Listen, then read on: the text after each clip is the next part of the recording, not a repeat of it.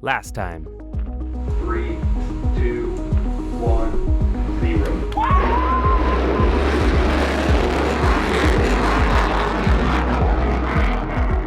That's a double. Yeah. That's the cooler star. Yes! Yes! Sistine and Deuce launched without a hitch. A perk of using sounding rockets is they fall back to Earth, so you can reuse the instruments. So, we're headed into the outback to find them. Luckily, wildlife in Australia is known for being really friendly. Another creature of my nightmares.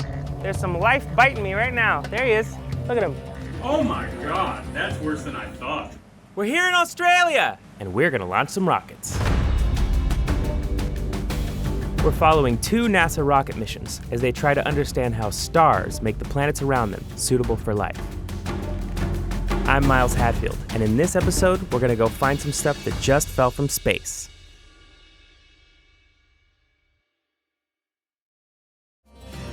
The morning after each launch, a team is sent out to recover the rocket and instruments. We just got word that we are gonna be able to go on one of the recovery flights in the helicopter, so we popped out of bed and we're driving now to the Gove Airport. During flight, the rocket breaks into 4 separate parts, each of which lands in a different location. The team is tasked with finding and retrieving them all, and not letting the crocs retrieve them along the way. Using math, maps, and experience, the recovery team leader Peter Elsner has a pretty good idea of where each piece has landed. But winds can push the falling pieces off track, making them difficult to find. The first thing we're looking for is one of the payloads, which houses all the scientific instruments. Luckily, it's equipped with a bright orange and white parachute, which should help it stick out. Not there. Not there either. Nope, that's not it. There we go. Sure enough, we spot it right where Peter predicted. And it looks like the parachute gave it a nice soft landing. The nose cone was just a few miles away, but its landing wasn't so soft. This is a wizard's hat. Yeah. He's not gonna wear it now. The helicopter then carries both the nose cone and payload back to the range before being shipped back to the US. Both Sistine and Deuce have made several trips to space before. Now, they're ready for retirement. After some repairs and careful testing back home, they'll live out their days in the lab, helping calibrate new instruments and analyzing laboratory data. With that done, we're off to find one of the second stage motors, which takes the payload all the way to space. But unlike the payload, it doesn't get a nice parachute to soften its landing. Yep, it's really in there. The team marks its location and flies back out the next day to dig it out of the ground. And then filling that hole right back in so as to leave as little trace as possible. The next day, I joined the recovery team on foot as we hike out to find the first stage motor, which didn't fall too far from the range. We were led by Micah and Boaz, 2 Dimaroo rangers who knew the area, and how to recognize the animals that could kill us. Dangerous or? Dangerous. Yeah. King ground. Really? Hey, I didn't say it was a big snake. Now watching my feet a little more carefully. Nice size ant mound. Yeah, look at that guy, he's cool. After about a half-hour of hiking, we finally found it. Wow, there it is. It may only burn for the first 6 seconds after launch, but it still manages to get over 2.5 miles high. That's one heck of a fall. Peter assessed the tools we'd need and then radioed in the list to the helicopter. So right now we're digging out parts of the motor that are lodged in the ground.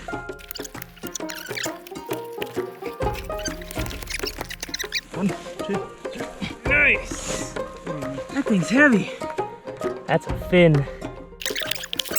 As we waited for the helicopter, Peter gave an impromptu tutorial on rockets, with sound effects. Takes off. Big parachute comes out, blows over there. So then we have to find it. I think we just got our explanation for the video of how a sounding rocket works. As the recovery efforts wrap up, it's time for us to head home. But for the science teams, things are just beginning.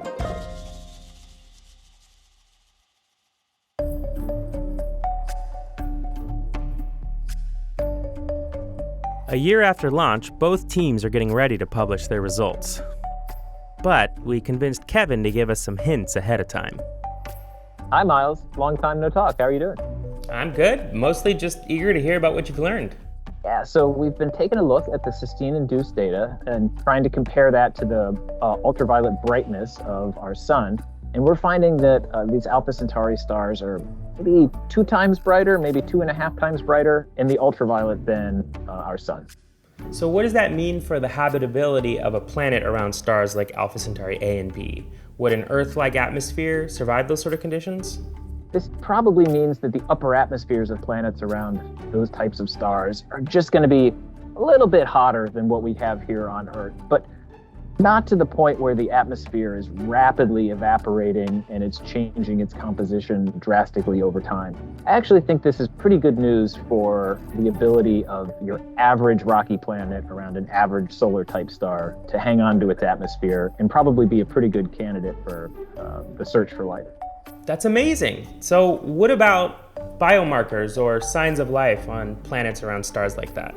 It looks like the biomarkers that we would expect here on Earth, things like molecular oxygen, methane, those all look like they're probably going to be pretty good on planets around stars like Alpha Cent as well. That sounds really promising. So how do you think these findings are going to impact the search for habitable worlds going forward? So that's a really good question, Miles. NASA has recently started a new mission concept called the Habitable Worlds Observatory. And this is going to be the mission that I think finally allows us to determine if we are alone in the universe or if there are signs of active biology on planets beyond the solar system. And I think what some of the results from DEUCE and Cysteine are telling us is that orangish and yellowish stars are probably going to be the best environments in which to look for life as we understand it here in the solar system. That is so cool. Thanks for talking with me, Kevin, and giving us this sneak peek at your results. Great to talk to you too, Miles. See you next time. After this adventure with Cysteine and DEUCE, the night sky doesn't look quite the same to me anymore. Hanging out with these rocket teams has shown me that we're in a time like no other, where our capabilities for discovery are starting to catch up to our imaginations. Somewhere, orbiting a far-off star, is there another planet brimming with life? Or is our habitable world the only one that's actually inhabited? We've never been closer to finding out.